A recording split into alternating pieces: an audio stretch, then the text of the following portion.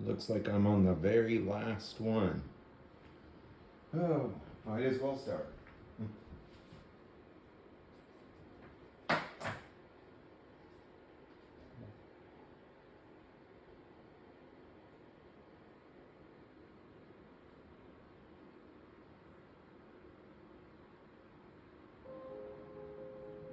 Dear Dr. Kelly, I used to think I was never meant to be beautiful.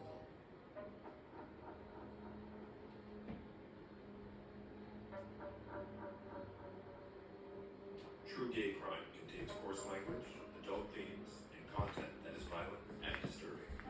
If at any time you feel you need help, please refer to the toll-free crisis lines in the show notes. Welcome to another episode of True Gay Crime. I'm your host, Patrick Morris, and on today's episode, we're covering the attempted murder of the figure Jeremy Thorpe. So let's get into the story of Jeremy Thorpe. Alright, it starts. In 1957, the British government set up a committee to examine the standing laws surrounding homosexuality and published the Wolfenden Report, which recommended decriminalization. But the government in power at the time did nothing because they were afraid of public backlash. Fast forward. First of all, they're always afraid of public backlash. That's like the thing that always stops progress. But guess what, government? You be the leaders. You be the leaders, and then the backwards assholes, you just drag them into the 20th/21st century. I mean, just make your fucking choices for the good of everybody, and then drag you people along that don't want to, they're voters too, and you want to stay in power, and you want to keep it going. It's tangled. Okay. Fast forward to 1965, the Sexual Offenses Bill was sponsored and took a huge story in the report. A 65 opinion poll, 1965 opinion poll, showed that 63% of people in England, the UK, didn't think it was a crime to be gay, although 93% agreed that gay men needed medical or psychiatric treatment. Okay, so it's not a crime, but it's a disease. By 1965, a majority of MPs in the House of Commons were also into decriminalization, which came about in 1967. The sponsored proposal legalized acts that met the conditions of being between two consenting adults in private. It did not apply to the merchant navy or the armed forces, which is kind of strange. It's kind of like, okay guys, being gay is not a criminal act anymore unless you're in the navy or armed forces. You're probably like, okay, most of the people in the navy and the armed forces are men, and if we decriminalize gay sex, they're going to spend more time in the showers than they are training for battle. I don't know. The bill set the age of consent for homosexual activity to 21, which was 5 years higher than for heterosexual activity. So at the time, most of the people in the government didn't agree or condone homosexuality, but felt it was any of their business and that gays should be penalized more. So the comments of Roy Jenkins, who was the Home Secretary at the time, captured the government's attitude. He said, quote, "Those who suffer from this disability carry the weight of shame all their lives." So the bill was supported by the senior leaders of the Church of England, including the Archbishop of Canterbury, and the bill got royal assent on July 27th, 1967. So there was this guy named Lord Byron, and he was afraid that if they passed a law decriminalizing gay sex, that there would be this huge public debate. So he said, just to make things crystal clear, he said, quote, "I ask those homosexuals to show their thanks by comporting themselves and with dignity. Any form of religious behavior now or in the future, or any form of public flaunting, would be utterly distasteful, and make the sponsors of the bill regret what they have done." What a fucking dick. Thank you, sir. Thank you for the cause of equal rights. Thank you. We really appreciate all of the little scraplings that you're dropping from the table. We'll be quiet. We'll just scoot off into the corner. Dude. According to gay activist Peter Batchel, dissent against the bill could be summed up by the Earl of Dudley's 1966 statement. Okay, this guy was a total dick too. Listen, Earl of Dudley said this, quote, "Homosexuals was disgusted when they were prison is much too good a place for them. In fact, that is the place where many of them like to go, for obvious reasons." Earl of Dudley, you've obviously given this a lot of thought. Why on earth do you even think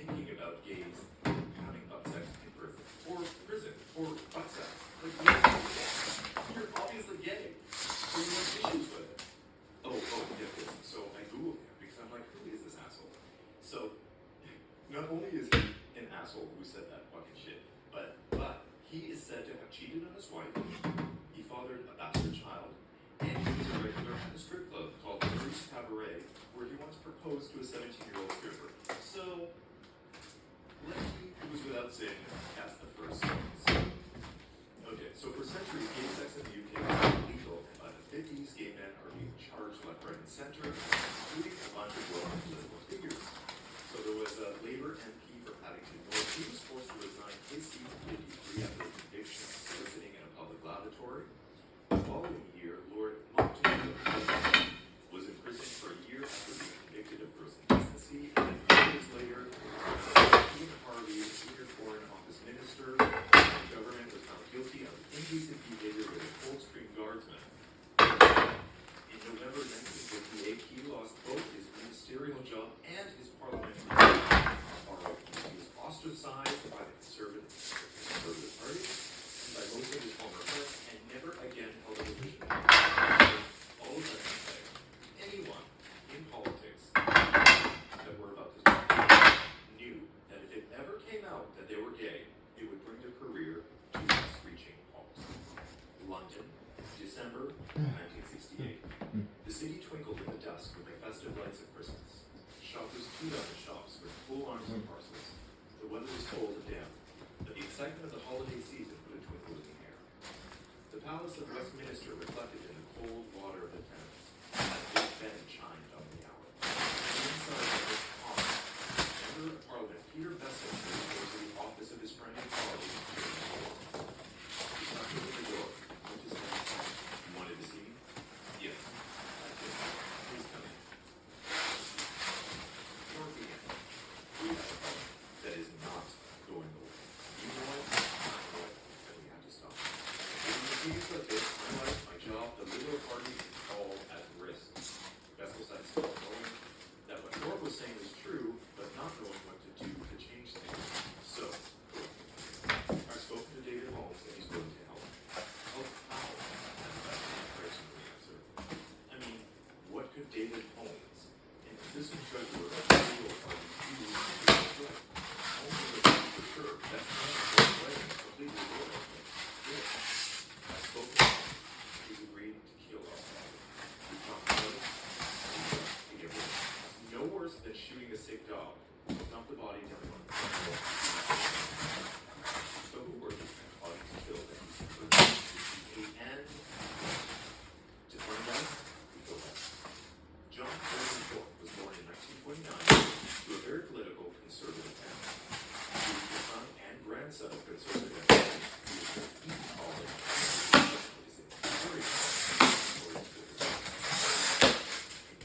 That cost up to £42,000 per year, and his pupils have gone on to become prime ministers, leaders, so that's what you need to run into these running these people, these are some of the funds, connections, and none of these people are smarter, none of they work harder, for so anyways, then he studied law at Trinity College, Oxford, which teaches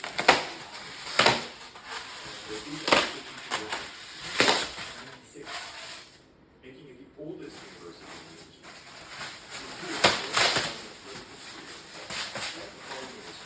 Conservative footsteps, he joined the small Liberal Party, offering a small national platform. He quickly becomes secretary, then president of the Oxford Liberal Club, where he meets many of the party's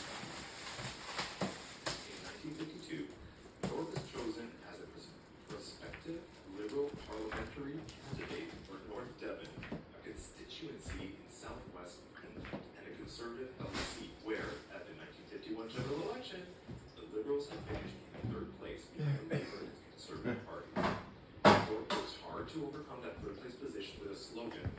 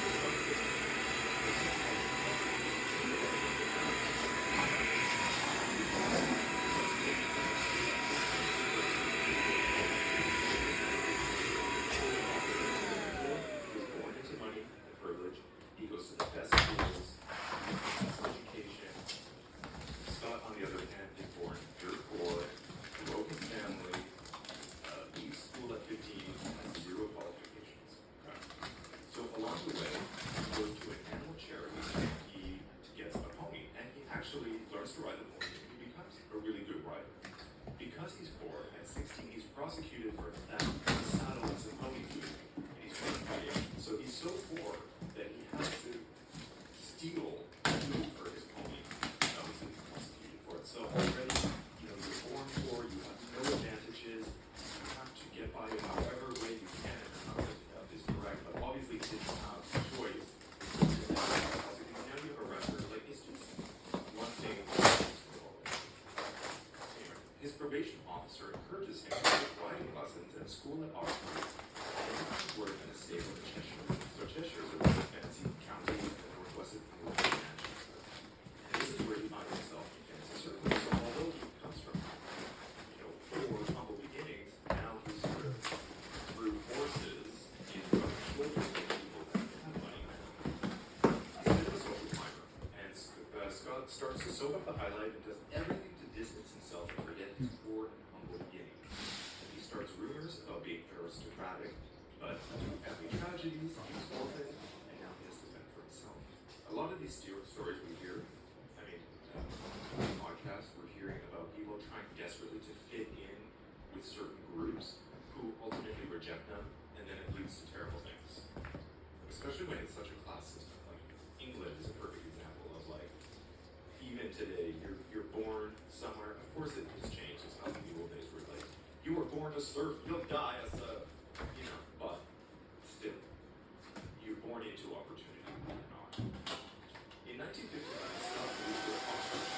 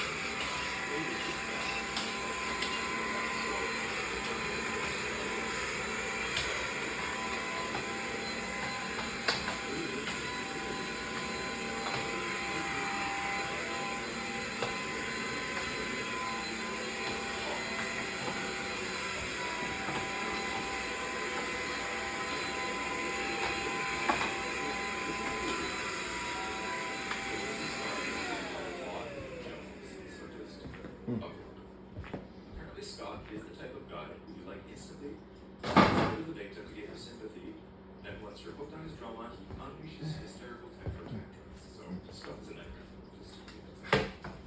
So now this is how Jeremy Thorpe meets Scott. In late 1960, Thorpe visits the King of Stables where Scott works. They meet, and Thorpe is so taken with the guy that he tells him if he ever needs him, or ever needs help, call him up at the House of Commons. Scott is pretty unstable, and soon after that he fights with Vader, who's his boss, and he leaves the stables and spends most of the next year in and out of psychiatric care. In 1961, after discharging himself from care, he heads over to the House of Commons to look for Thorpe. Careful what you say, because it may take you a By this time, he's homeless and had left his national insurance card, which is basically a social security card. He had left it at his place of employment, so he didn't have that anymore. So he was on all of this Thorpe, who now promises him help.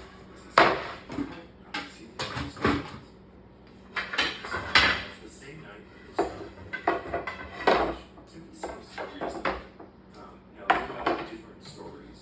Scott, this is where it starts. Thorpe says, "We never had an affair, we're just friends." It seems reasonable to me, and quite common, that there's this older, wealthy, powerful man who comes across this younger guy that he is going to take under his wing and help with really the expectation of sex.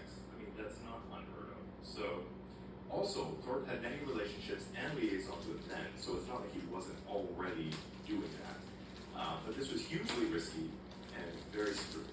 All homosexual activity, like we mentioned, was illegal in the United Kingdom until 1967, and the truth about his sexuality would have instantly ended his political career as a British. So, Scott has his beloved Jack Russell named Miss Tish, and that he has with him all the time. He's an animal lover. That's the sidebar. But they're taken to the home of Thorpe's wealthy mother, Ursula. And during the night, Thorpe slips into Scott's room and, according to Scott's testimony, later on in the trial, had sex with him for the first time. Thorpe nicknamed his new lover Bunnies. What that's about. Why bunnies?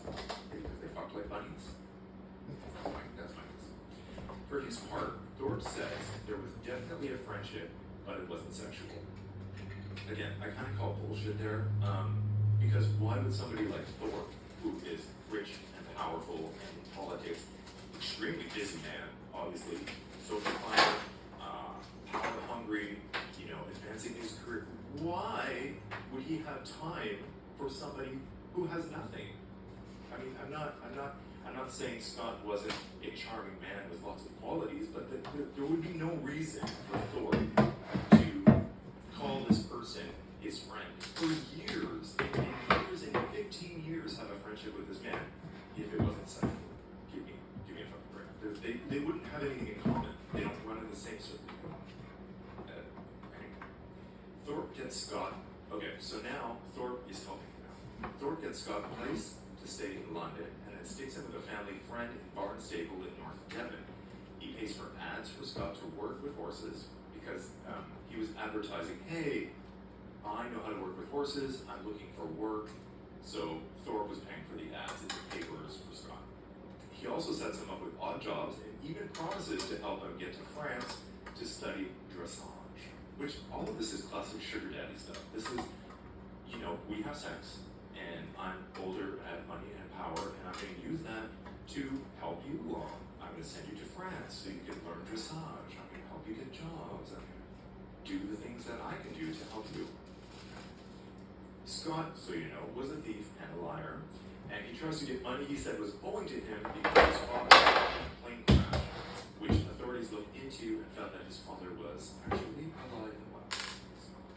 Then police questioned him about a stolen suede jacket, and Thorpe comes to his defense saying that Scott suffers from mental health issues and he's in his care. So Thorpe, at this point, is still covered. In April 1962, Scott finally gets a replacement national insurance card, which he says Thorpe hung on to acting as his employer. Thorpe denies this, it's true, and the missing card, it was an ongoing pain in the ass for Scott, who's starting to unravel. So there's a lot of back and forth with this fucking national insurance card. He has it, he doesn't have it, he bugs Thorpe to I don't know why, like if you lose your social security card, your social insurance card, don't you apply for another one? Like don't you just go on the government website and you like another one? I know they didn't have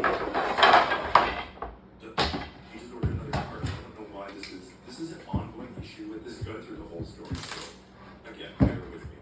Scott is a bit of a nightmare roller coaster.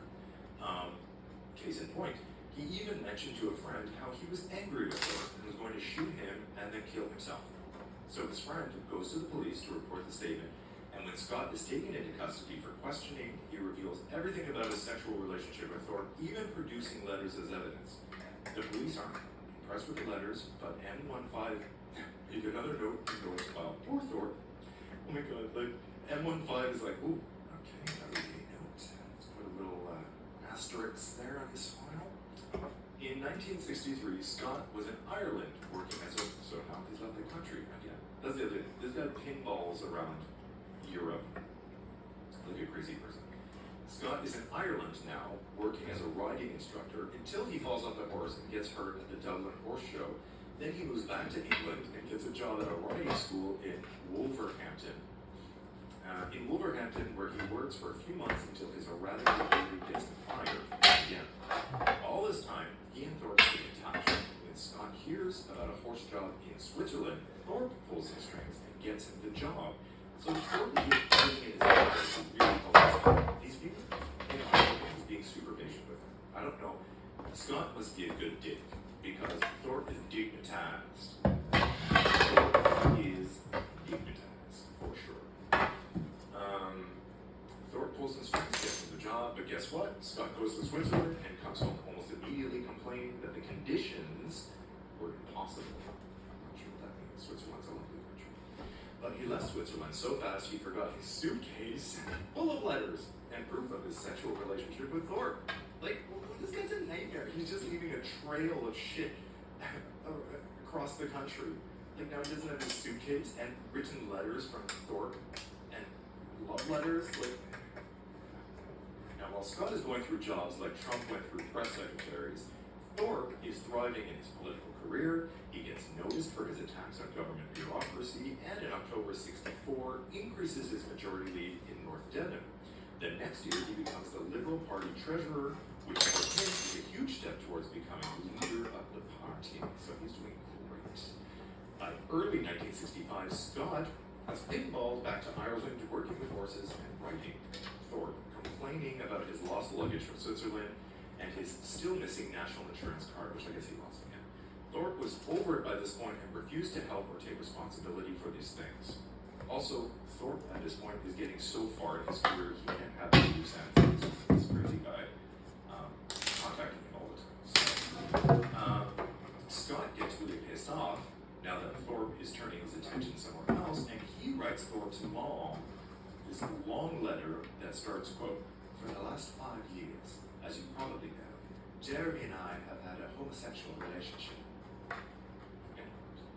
The letter blamed Thorpe for awakening, quote, "this vice that lies latent in every man." So now he's even blaming, this guy's the ultimate victim, also, by the way, Scott is. He blames Thorpe for everything that goes wrong in his life, even though, by all accounts, Thorpe tried everything to give this guy, you know, a leg up in life. Now he's blaming him for being gay. So Thorpe's mom shows him the letter, to which he drafts a quasi-legal statement rejecting the, quote, "damaging and groundless accusations and accusing Scott of attempting to blackmail him." But he doesn't sign the document. Instead, he turns to his longtime friend Peter Bessel for advice. So now enter Peter Bessel. He's a successful businessman before going into politics in the 1950s.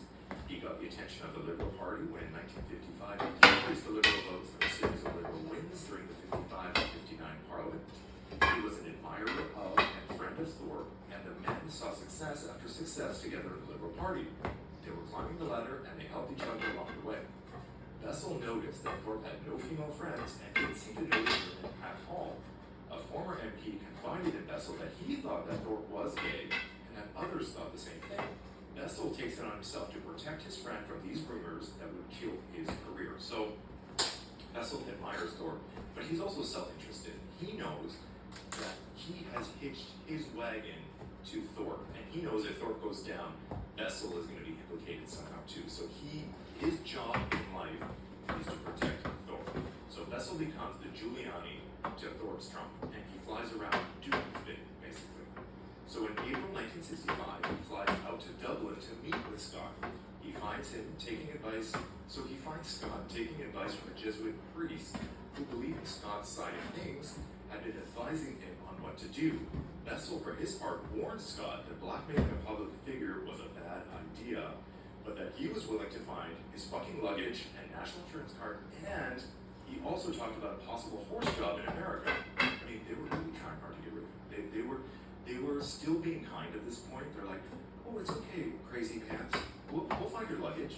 I'll get you another national insurance card. Hey, and by the way, do you know there's this horse job in America?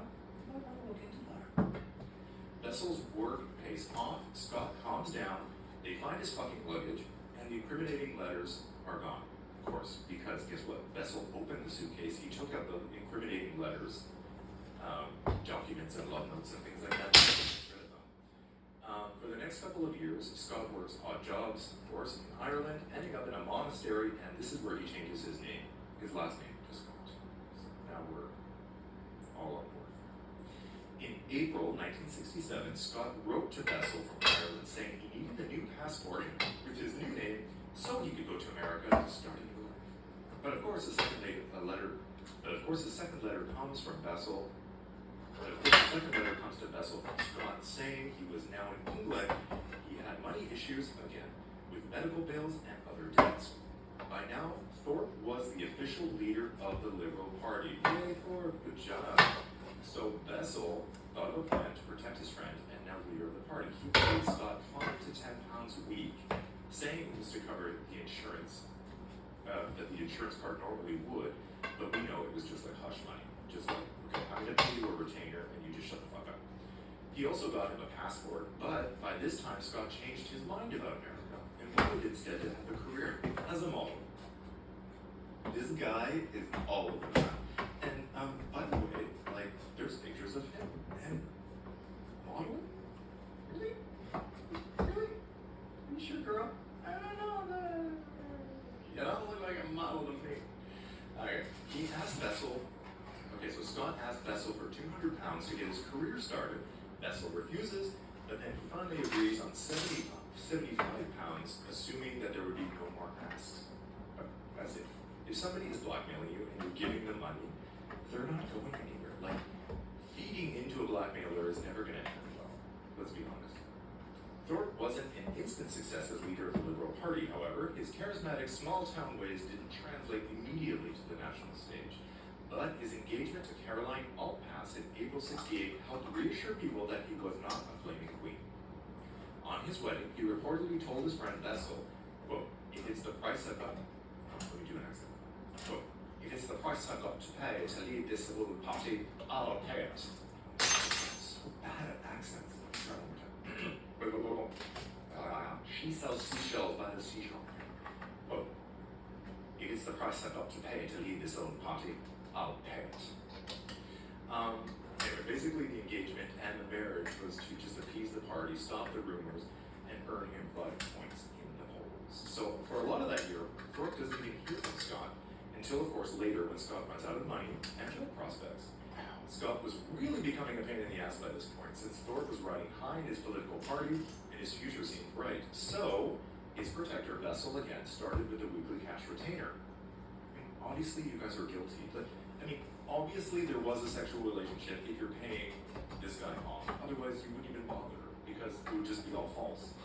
Anyway, this arrangement doesn't last long until Scott starts acting up again. At this point, Thorpe calls Bessel into his office to tell him, quote, "We've got to get rid of him," meaning Scott. "It's no worse than shooting a sick dog." So, to say that Thorpe was at the end of his rope at this point, I think is an understatement. He's actually saying, we need to get rid of Scott. This is not working. He's the leader of the Liberal Party.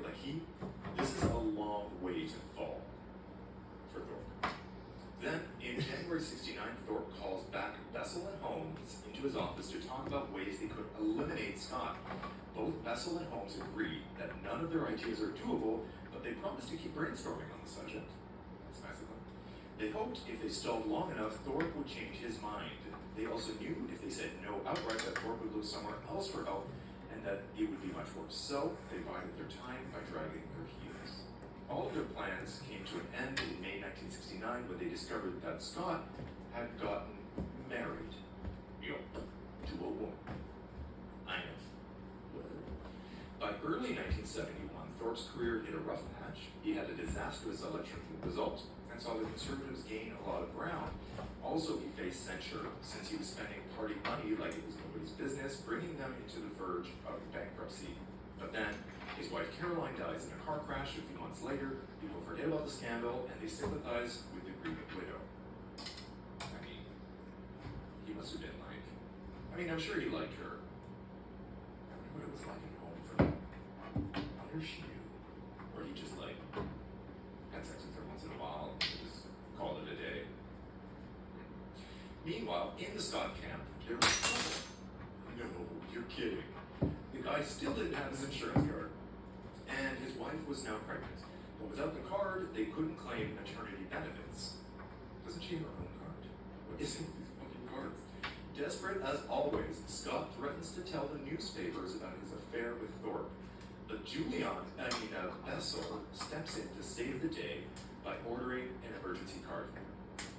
A year later, Scott's marriage is over, he blames Thorpe, and he threatens to expose it. So this is basically, the theme of the whole story is Scott is broke, he blames Thorpe, and he threatens to go to the papers. But thank you for listening to the podcast. I'll see you next week. That's literally that's the plot line of this movie. Anyway, Vessel steps in, because that's what he does, and he makes sure Thorpe's name never comes up in the divorce hearings. Oh, in Scott's divorce hearings. And he arranges for Thorpe to pay all of the legal fees anonymously for Scott's divorce. So again, that was super cool. The next year, I mean, this is going on and on. This isn't like this happened in 1 year or 6 months. This is like 15 years. The next year, Scott moves to North Wales, where he gets friendly with a widow named Gwen. She believes all the stories of mistreatment by Thorpe and goes to her MP named Hewson, who is no friend of Thorpe's. Hewson suggests a meeting at the House of Commons. On the 26th, 27th of May, 1971, Scott spills the tea to Hewson and David Steele, who was the Liberals' chief whip. Neither man really believes the bullshit stories, but they decide it's worth looking into further. So, a confidential party inquiry was arranged by Lord Byers, the leader of the Liberals in the House of Lords. Byers acts like a tough side of Scott, not offering him a seat. I love that that's being tough in England. Like, I'll show him. I won't offer him a seat to sit down. Like in the States, tough would be like throwing him up against the wall and pummeling his face. Anyway, apparently the tough guy act works because Scott gets confused, he changes his story a few times, and he cries a lot. So, Byers concludes that Scott is just a blackmailer who needs psychiatric help, and their conclusion was that there was no evidence of wrongdoing, and they dismissed Scott's allegations. So, Thorpe has a win there. Scott is more pissed than ever, and he goes to the newspaper, but nobody would print the uncorroborated and unreliable story. So, in March 1972, his widow friend from North Wales, Gwen, dies, and Scott takes the opportunity at the inquest to blame Thorpe for her death and for ruining his life.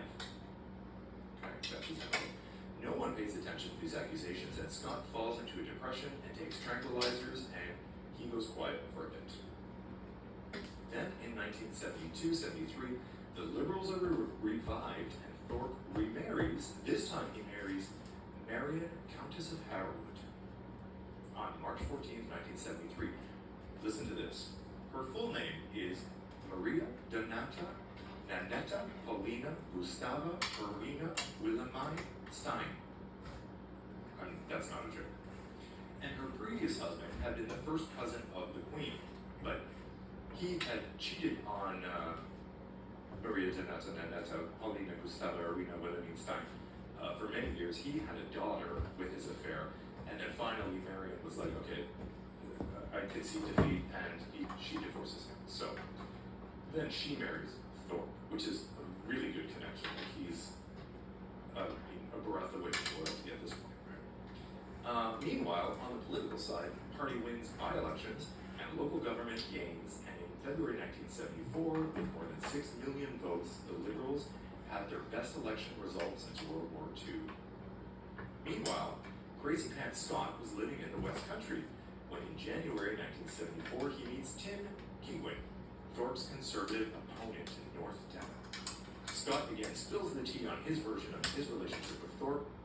However, Keigwin's superiors tell him not to use the material since there was no proof. Scott also blasts to his doctor, who's treating his depression.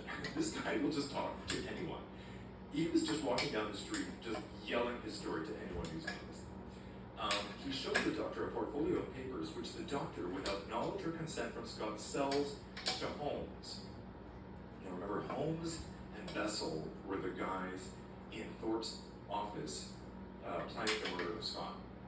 So, first of all, how did the doctor get his hands up? Like, first of all, actually, go back. Why is Scott bringing the papers to the doctor? I guess a follow-up appointment. He's like, you know what? I told him about the story. I'm going to bring these papers to really prove my point because it didn't seem like the doctor believed me. But if I show him the love letters, and then what? He forgot them in the doctor's office, and the doctor was like, I'm going to sell these to Holmes. I'll make a big buck. Twirling his mustache. Like, and it's so strange how this all unfolds. But anyway, so remember Bessel, who was the Giuliani of Thorpe's Trump.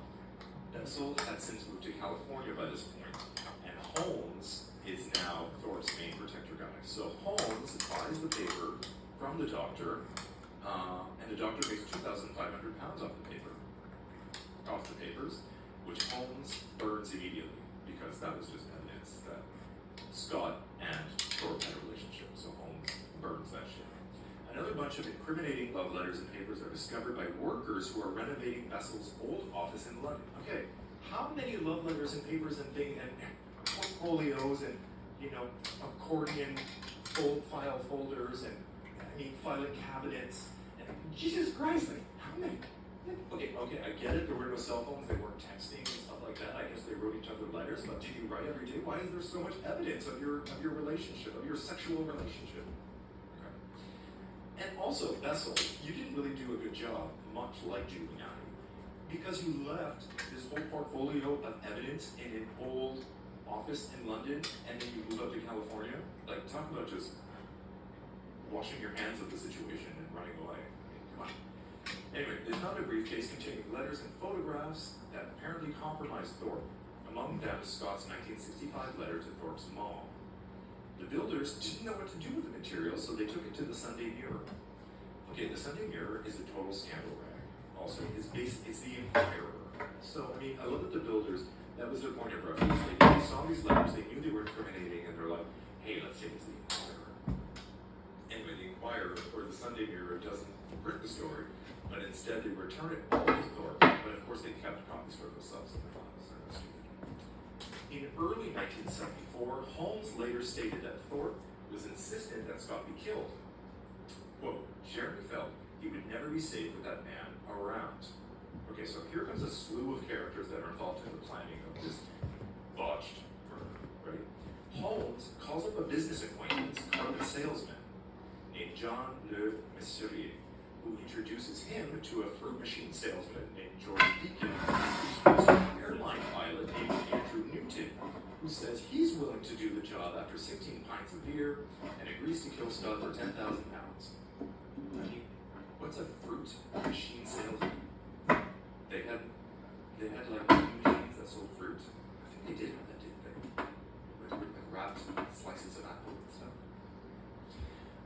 Anyway, so also they nicknamed this pilot Chicken Rings, and his initial plan, the pilot's initial plan for killing him, as he testified later in court, was to attack his victim with a chisel hidden inside a bouquet of flowers. So the fruit machine salesman puts the pilot in touch with Holmes. I'm not going to bother with names anymore because it's too confusing. So it's the fruit guy, the carpet guy, and the pilot. Okay.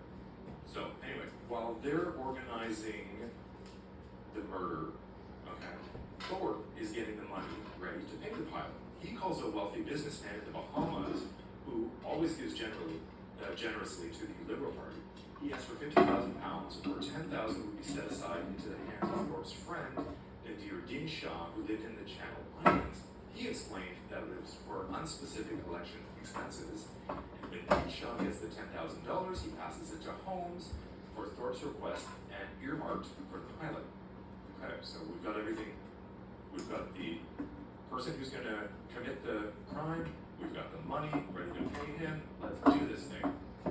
So the pilot first meets Holmes in October 75 when he gets a down payment for the operations. Then on the 12th of that month, the pilot, calling himself at this point Peter Keenan, drives to Barnstable in a yellow Mazda where he tracks down Scott. He goes up to Scott and tells him that he's been hired to protect him from a Canadian hitman. Why Canadian, you ask? I do not know. Scott's conspiracy-prone mind believes every word, and he sets up another time to meet with Keene. But I guess he was a little suspicious because he asked his buddy to write down Keene's license plate as well. On the 24th of October, the pilot, who is now driving a Ford Saloon, arranges to pick up Scott near north of Barnstable. The pilot says he's going to drive to Portlock, about 25 miles away, and suggests they drive together so that they can chat along the way. So Scott agrees that he gets in the car, but he brings with him his new pet. He bought a Great Dane named Rivka. The pilot, unfortunately, is afraid of dogs. He doesn't like this, but the dog was either coming or Scott wasn't going. So the pilot didn't have a choice. At Portlock, the pilot leaves Scott and Rivka at a hotel while he supposedly did his business. Then at 8 p.m., they all pile back into the car to head home. So they're halfway home on a deserted stretch of road. The pilot pretends to get sleepy because now it's dark outside and he swerves on the road. He suggests that Scott take over the driving. Scott gets out, followed by the dog, of course, is all excited because she thinks she's going for a walk. And they go around to the driver's side, only to see the pilot holding a gun. Now the pilot is super nervous about the dog and he shoots her in the head. Then he turns to Scott and says, "It's your turn now." But can you believe this? The gun fails to go off several times. So many times that Scott has the chance to scramble away. The pilot becomes panicked and he drives off, leaving Scott alone with a dead dog on the road.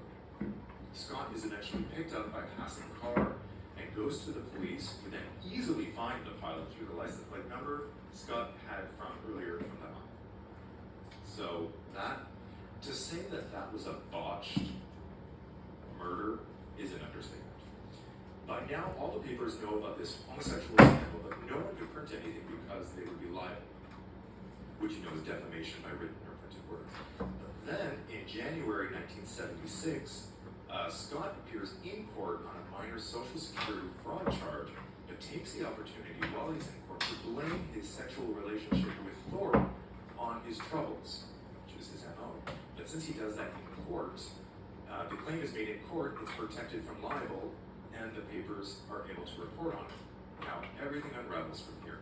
The Daily Mail tracks down Bessel in California, and in a long-ass interview claims that he was blackmailed by Scott and paid to protect Thorpe. Then in March, newspapers reported that Holmes had bought papers from a doctor, and a few days after that, the money that was wired to the Bahamas from the Channel Islands for the purpose of paying the pilot comes out. So everything is just like dominoes, like all of this information is coming out. At this point, there's a lot of pressure on Thorpe to resign, but he refuses. Instead, he goes to the Sunday Times to publish a rebuttal of Scott's allegations with the title, "The Lies of Norman Scott." Okay, then it gets worse. Then Bessel, in California, he's trying to cover his ass and make a quick buck, so he sells out his friend and changes his story to the Daily Mail.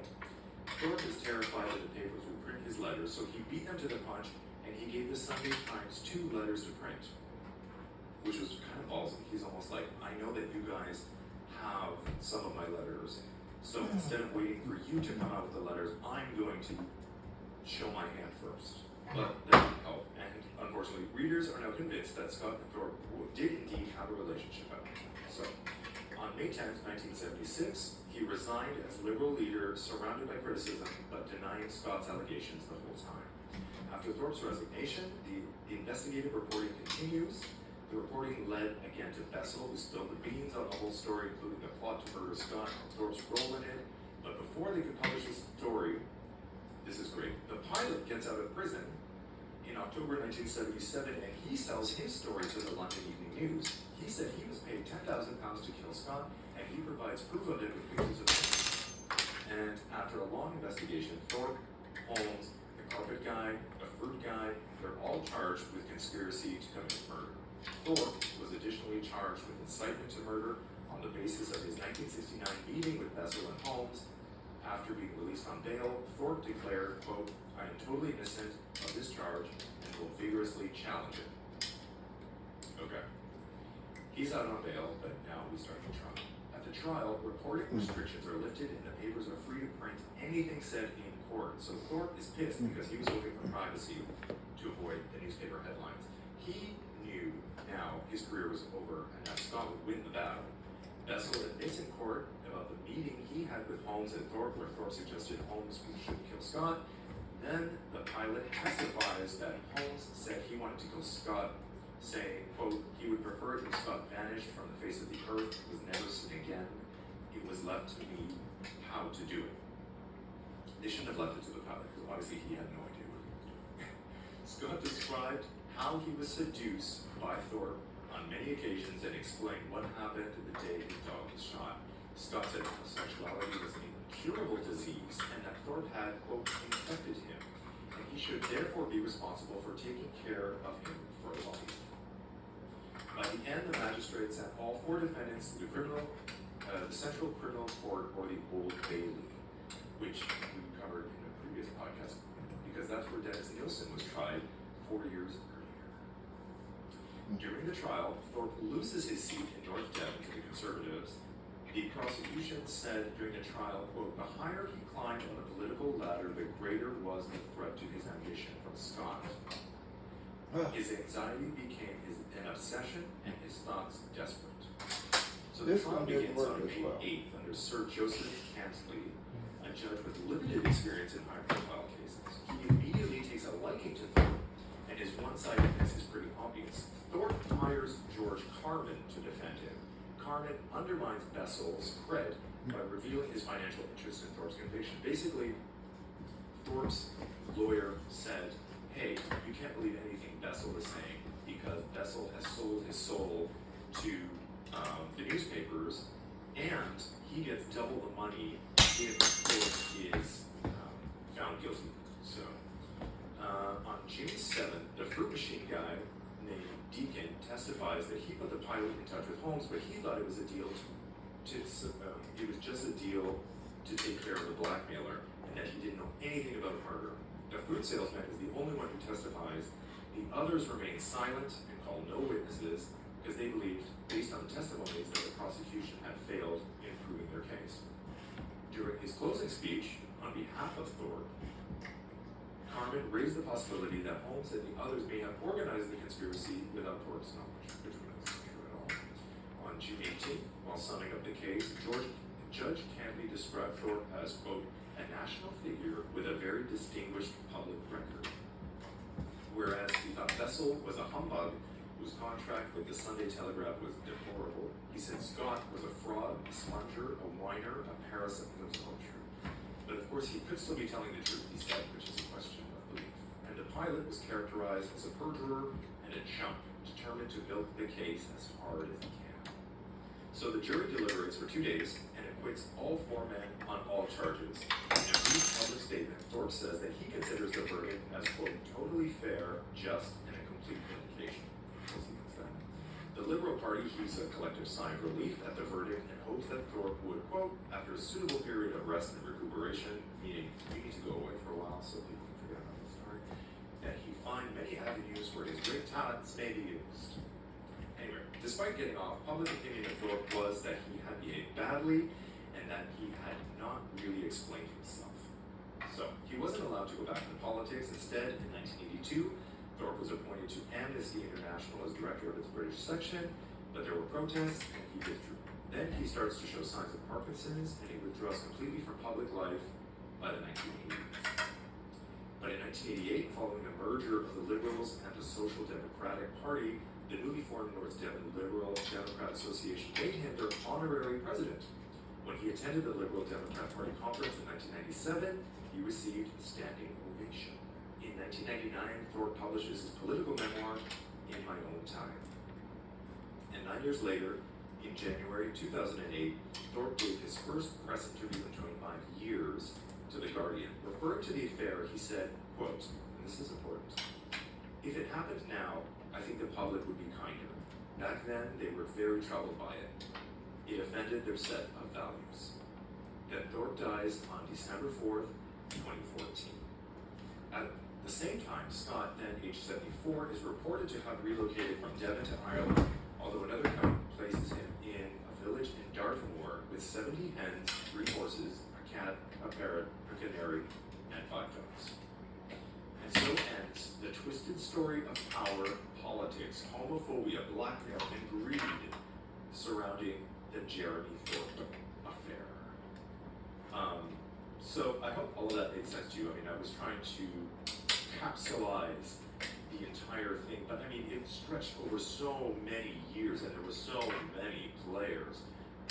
So if you want to get into it a little bit more, there was a 3-part television miniseries adapted by the book, which was written by Russell T. Davies, likewise titled A Very English Scandal, written by Stephen Frears and starred Hugh Grant as Thorpe and Ben Whishaw as Scott. So that might be a fun thing for you to watch. I did get my information, most of it from Wikipedia, which is a very, very extensive page. I also got information from videotimes.com. That was basically all I needed. Thank you for joining me. and I'll see you on the next episode of True Gay Crime. If you enjoyed this podcast, make sure to find the True Gay Crime Facebook page and follow us on.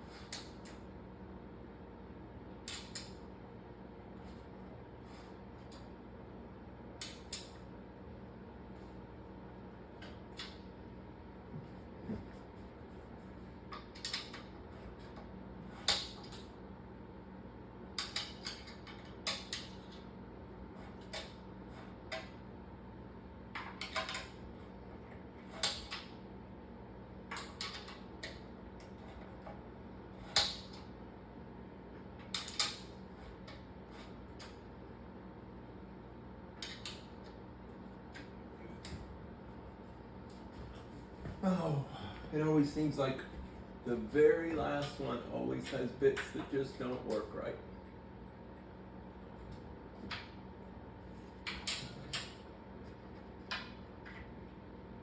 At least all the screws were there.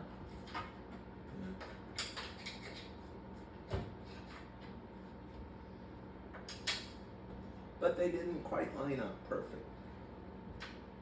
Oh well. It's not like I'm gonna be crawling up it. Although Fred and Ginger might.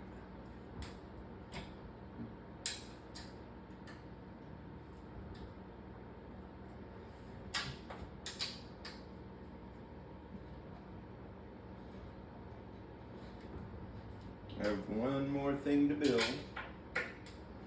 And then I can put the room together. Yay!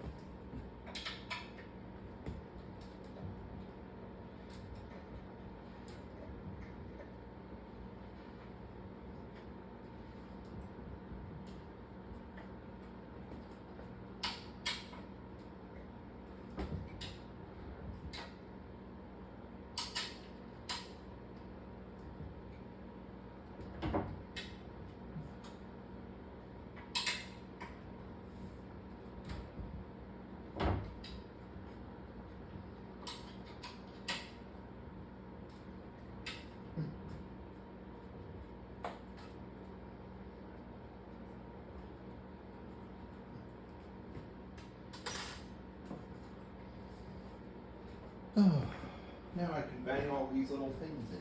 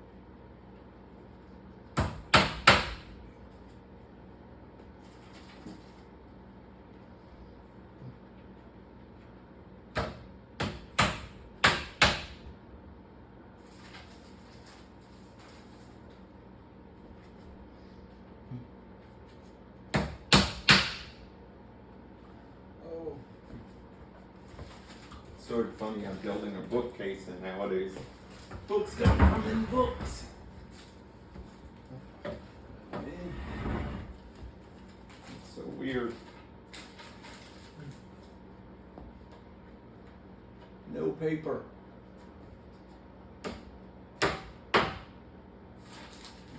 I still like to hold a real book though.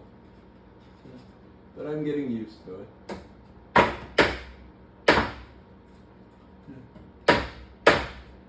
Certainly easier to carry. You can carry 10 books on a device. 10 books in paper would need a bag.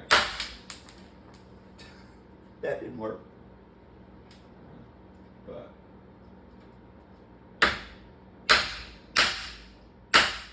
perhaps one day paper books will be worth something.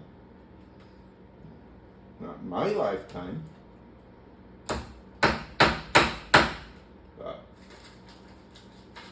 one day perhaps.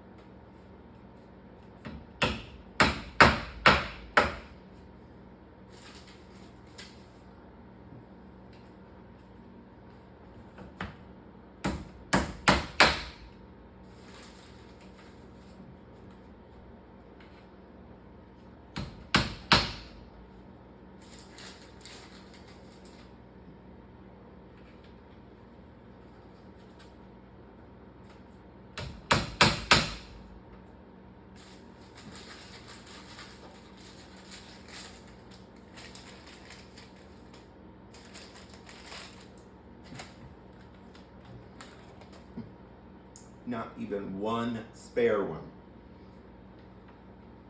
But I guess that's good. No waste, and they're all accounted for. Okay. I think that's it. For another day. Later.